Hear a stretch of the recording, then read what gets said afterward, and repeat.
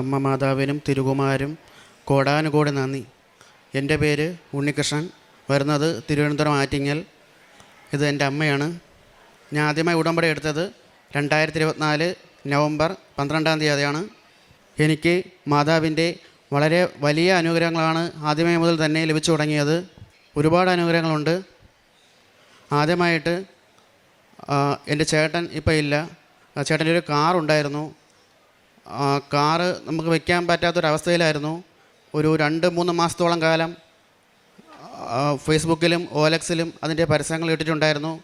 എന്നിട്ടിൽ 1-2 പേര് ആൾക്കാർ വിളിച്ചിട്ടുണ്ടായിരുന്നു. പക്ഷേ നമ്മൾ വേണ്ടത്ര വിചാരിച്ച എമൗണ്ടൊന്നും അതിൽ കിട്ടിയിട്ടുണ്ടായിരുന്നില്ല. കഴിഞ്ഞ മാസം ജാനുവരി 8-ാം തീയതി കൃപാസനത്തിൽ വന്ന് അമ്മയുടെ മുമ്പിൽ പ്രാർത്ഥിച്ച് നിയോഗത്തിലും വച്ചിട്ടുണ്ടായിരുന്നു.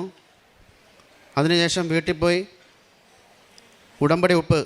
ഉടമ്പടി ഉപ്പ് വിശ്വാസ പ്രമാണം ചൊല്ലി കാറിൽ 3 തവണയും ഇട്ടു. അതിനുശേഷം കൃത്യം പിറ്റേ ദിവസം തന്നെ മാതാവിൻ്റെ കൃപയാൽ ഒരാൾ വിളിച്ചു. നമ്മൾ ഉദ്ദേശിച്ചതിനെക്കാട്ടിയും വില തന്ന് നമ്മളെ അനുഗ്രഹിച്ചു. അതിന് എൻ്റെ പരിശുദ്ധ അമ്മയ്ക്ക് കോടാനുകോടി നന്ദി. രണ്ടാമത്തെ അനുഗ്രഹം, എൻ്റെ ചേട്ടൻ പോയതിനു ശേഷം അമ്മ ജോലിക്ക് പോകാൻ പറ്റിയില്ല. 45 ദിവസം കൊണ്ട് അമ്മ വീട്ടിലിരിക്കുകയായിരുന്നു. അങ്ങനെ അമ്മയുടെ ജോലി നഷ്ടമായി. അതിനുശേഷം കൃപാസനത്തൊന്ന് പ്രാർത്ഥിച്ചു. അമ്മയ്ക്ക് 3-ൻ്റെ അന്ന് തന്നെ അമ്മയ്ക്ക് 2 സ്ഥലങ്ങളിൽ ജോലി ലഭിക്കുകയുണ്ടായി. അത് പരിശുദ്ധ അമ്മ ദേവമാതാവിൻ്റെയും എൻ്റെ ഈശോ അപ്പൻ്റെയും ശക്തി കൊണ്ട് മാത്രമാണ്. അമ്മയുടെ വളരെ വലിയ കൃപ തന്നെ നമ്മുടെ കുടുംബത്തിന് ഉണ്ടായിട്ടുണ്ടായിരുന്നു. മൂന്നാമത്തെ അനുഗ്രഹം, വീട്ടിൽ നിരന്തരം ഇഴജന്തുക്കളുടെ ശല്യം ഉണ്ടായിരുന്നു. എല്ലാ ദിവസവും വീട്ടിൽ ഇഴജന്തുക്കളുടെ ശല്യം കൂടിക്കൂടി വരികയുണ്ടായിരുന്നു. പരിശുദ്ധ അമ്മയുടെ ഉടമ്പടി ഉപ്പ് വിശ്വാസ പ്രമാണം ചൊല്ലി വീടിന് ചുറ്റാകം ഇട്ടതിന് ശേഷം ഇപ്പോൾ ഒരു കുറച്ച് പോലും ഇഴജന്തുക്കൾ പോലും വീട്ടിൽ ഇപ്പോൾ വരുന്നില്ല. അത് അമ്മയുടെ മാത്രം കൃപ കൊണ്ടാണ്. എൻ്റെ അമ്മയ്ക്കും എൻ്റെ പരിശുദ്ധ അമ്മ മാതാവിനും തിരുകുമാരാനും കോടാനുകോടി നന്ദി. അമ്മയ്ക്ക് ഒരുപാട് അനുഗ്രഹങ്ങൾ കിട്ടിയിട്ടുണ്ടായിരുന്നു. അമ്മയ്ക്കും തിരുകുമാരനും കോടാനുകോടി നന്ദി. എത്ര പറഞ്ഞാലും നമുക്ക് മതിയാവില്ല. പരിശുദ്ധ അമ്മയ്ക്കും തിരുകുമാരനും കോടാനുകോടി നന്ദി. ഞാൻ ബസ് കാത്ത് നിന്നപ്പോൾ, ജോലിക്ക് പോവാൻ നിന്നപ്പോൾ എന്നെ ഒരാട്ടോയിൽ ഒരമ്മയും ഒരു മോനും കൂടെ ഉണ്ടായിരുന്നു. അമ്മ തോളിലിട്ടയക്കുന്നു മോനെ. ഞാൻ അങ്ങനെ എന്നെ ആട്ടോയിൽ കയറാൻ പറഞ്ഞ് ഞാൻ കയറി. അത് ഇവിടെ 25-ാം തീയതി റാലിയിലെ 3-ൻ്റെ അന്നാണ്. ഞാൻ കയറി. എന്നെ വഴിയിൽ കൊണ്ടുവന്ന് ഇറക്കി, ഒരു പള്ളിയിലെ നടയെ കൊണ്ടുവന്ന് ഇറക്കിയപ്പോൾ ഞാൻ ചോദിച്ച്, എന്നെ ഇവിടെ ഇറക്കണം എന്തിന്, എനിക്ക് എങ്ങും അറിഞ്ഞൂടാ. അപ്പോൾ പറഞ്ഞു, നീ ആരുടെയെങ്കിലും ചോദിര്. അപ്പോൾ ആ അമ്മ മോനെ തോളിൽ തന്നെ ഇട്ടേക്കണം, നൂത്തില്ല. അങ്ങനെ ഞാൻ എൻ്റെ പേൽസിൽ നിന്ന് 10 രൂപ 20 രൂപ എടുത്ത് ഞാൻ ആട്ടോക്കാരന് കൊടുത്ത് വാങ്ങിച്ചില്ല. ഞാനങ്ങനെ എന്ത് ചെയ്യുമെന്നും പറഞ്ഞ് തിരിഞ്ഞ് നോക്കിയപ്പോൾ അവിടെ ഒരു പള്ളി. ആ പള്ളിയിൽ ഞാൻ കയറി ചെന്ന് അവിടെ തൂത്തൊക്കെ വാരിയിട്ട് ഞാൻ പറഞ്ഞു, എനിക്കിത്തി കുളിക്കണമെന്ന് പറഞ്ഞ് ഞാൻ കുളിച്ച്. എല്ലാം കാലത്താണ് കാണണം, വെള്ളിയാഴ്ച. കുളിച്ച് ഞാൻ ഇനി വീട്ടിൽ വന്ന് 25-ൻ്റെ അന്നല്ലേ റാലിക്ക് പോവാൻ. എൻ്റെ ഉടപ്പറന്ന് അവിടെ ജോലി ചെയ്യണം സെക്യൂരിറ്റി ആയിട്ട്. അങ്ങനെ ഒരു സാരി ആ മാനേജർ കൊടുത്തിട്ട് പറഞ്ഞ്, ഇത് നിൻ്റെ വീട്ടിൽ ഉടുക്കണവരൊക്കെ കൊണ്ടു എന്ന് പറഞ്ഞ് കൊണ്ടു തന്ന്. ആ സാരിയാണ് എൻ്റെ അമ്മയുടെ സാരി, സിൽവർ കളർ സാരി. എനിക്ക് കൃപാസനത്തിൽ എനിക്ക് റാലിക്ക് പോവാൻ എനിക്ക് കൊടുത്തേച്ച സാരിയാണിത്. എൻ്റെ അമ്മയുടെ സാരി കണ്ട, നീല തിരിയിലെ സാരി എൻ്റെ അമ്മ കൊടുത്തേച്ച്. ഞാൻ ആ സാരി കൊടുത്തോണ്ട് റാലിക്ക് പോയി ഇങ്ങനെ വന്നപ്പോൾ എൻ്റെ കാല് വയ്യ. ഞാൻ പറഞ്ഞു, എൻ്റെ അമ്മേ ഇങ്ങനെ എന്നെ പരീക്ഷിക്കല്ലേ, എനിക്ക് ആരുടെയും പറയാനൊക്കില്ല. നീ പള്ളിയിൽ പോകണമെന്ന് പറഞ്ഞുകൊണ്ട് എന്നല്ല എല്ലാവരും വഴക്ക്. ഞാൻ പറഞ്ഞു, എന്നെ ആര് പറഞ്ഞാലും എനിക്ക് എൻ്റെ അമ്മയും തിരുക്കുമാരനും മാത്രമുണ്ട്, എനിക്ക് ആരും വേണ്ട, ഇതാണ് എൻ്റെ ദൈവം എന്ന് ഞാൻ പറഞ്ഞു. എൻ്റെ കാല് വയ്യ, തിരിയാനും വയ്യ, ഭയങ്കര വേദനയായിരുന്നു. മാത്ര കൊണ്ട് ഞാൻ തിരിഞ്ഞു കിടന്ന്. എൻ്റെ വേദന എങ്ങോട്ട് പോയാൽ എന്തോ എനിക്ക് അറിയാൻ വയ്യ.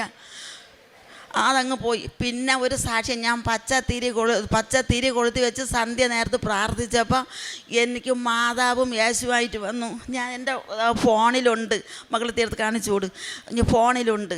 അത് രണ്ടാമത്തെ സാക്ഷ്യം. മൂന്നാമത്തെ സാക്ഷ്യം, ഞാൻ എൻ്റെ വീട്ടിൽ ഞാൻ വിളക്ക് കത്തിച്ച് 12 മണി വരെ ഞാൻ അന്ന് ഉറങ്ങൂലായിരുന്നു ആദ്യമൊക്കെ. പിന്നെയൊക്കെ എൻ്റെ മോൻ മരിച്ചപ്പോൾ ഞാൻ എല്ലാം അങ്ങ് മറന്ന്. ഞാൻ പ്രാർത്ഥിക്കാനും എനിക്ക് വന്നിരിക്കുമ്പോൾ ഒന്നും അറിഞ്ഞൂടാ, വെറും കരച്ചിൽ മാത്രം. എന്താണ് പ്രാർത്ഥിക്കണമെന്ന് എനിക്ക് അറിഞ്ഞൂടാ. എന്നാലും ഞാൻ മാസം തോറും എനിക്ക് ഒരു ദിവസം തെറ്റാതെ എനിക്ക് വരണം, പത്രം വാങ്ങി എല്ലാവർക്കും കൊണ്ട് കൊടുക്കണം. എനിക്ക് ഞാൻ എല്ലാ മാസവും എൻ്റെ മോൻ മരിച്ചിട്ടാണ് 28 ദിവസമേ ഉള്ളു. എനിക്ക് റാലിക്ക് പോകണം. ഞാൻ പോയി. അപ്പോൾ എല്ലാവരും വഴക്ക് പറഞ്ഞ്, നിനക്ക് നിൻ്റെ മോനാ ഇതാ. എനിക്ക് എൻ്റെ ദൈവമാണ്, എനിക്ക് എൻ്റെ ദൈവമേ എനിക്ക് എപ്പോഴും കാണുള്ളൂ. മോൻ തിരിച്ചു വരില്ല. മോൻ പോയി. ഞാൻ മാസം തോറും ഞാൻ മുടങ്ങാതെ വന്ന് ഞാൻ എൻ്റെ അമ്മയെ കണ്ട് തിരുകുമാരനെയും കണ്ട് എൻ്റെ ഭാരങ്ങളെല്ലാം ഞാൻ എൻ്റെ അമ്മയുടെ അടുത്ത് ഞാൻ ഇറക്കി വച്ചിട്ട് ഞാൻ പോവും. ഞാൻ അങ്ങനെ പ്രാർത്ഥിച്ചുകൊണ്ടിരുന്ന് 12 മണി സമയം, 12 മണി കഴിയും.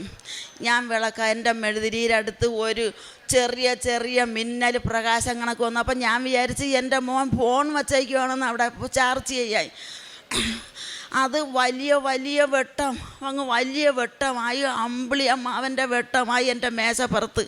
ഞാൻ അപ്പോൾ അത്ഭുതിച്ച് കിടക്കണം. അത് അത്ഭുതം തന്നെ. ഞാൻ നോക്കിക്കണ്ട് കിടന്നപ്പോൾ അതിനകത്ത് സ്വർണ്ണ ചിത്രശലഭം വന്ന് വലിയ വെട്ടമായിട്ട് വന്ന് മാഞ്ഞു പോയി. അങ്ങനെ എനിക്ക് ഒരുപാട് അനുഗ്രഹം. നീ പേടിക്കണ്ട, നിനക്ക് എല്ലാം ദൈവം തരും, നിന്നെ എല്ലാ ആവശ്യവും ഞാൻ നടത്തി തരും. എൻ്റെ അമ്മ ദർശനത്തിൽ വന്ന് പറഞ്ഞ്, നീ പേടിക്കേ വേണ്ട എന്ന് പറഞ്ഞിട്ടുണ്ട്. നിന്നെ കാനായിലെ കല്യാണം പോലെ ഞാൻ ആക്കും നിന്നെ.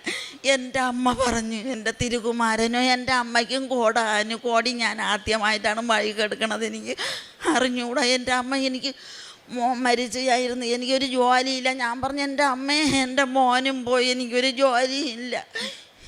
എൻ്റെ അമ്മ 45 കഴിഞ്ഞപ്പോഴത്തേക്ക് എൻ്റെ അമ്മ എനിക്ക് ഒരു ജോലിക്ക് 2 ജോലി എനിക്ക് തന്നു.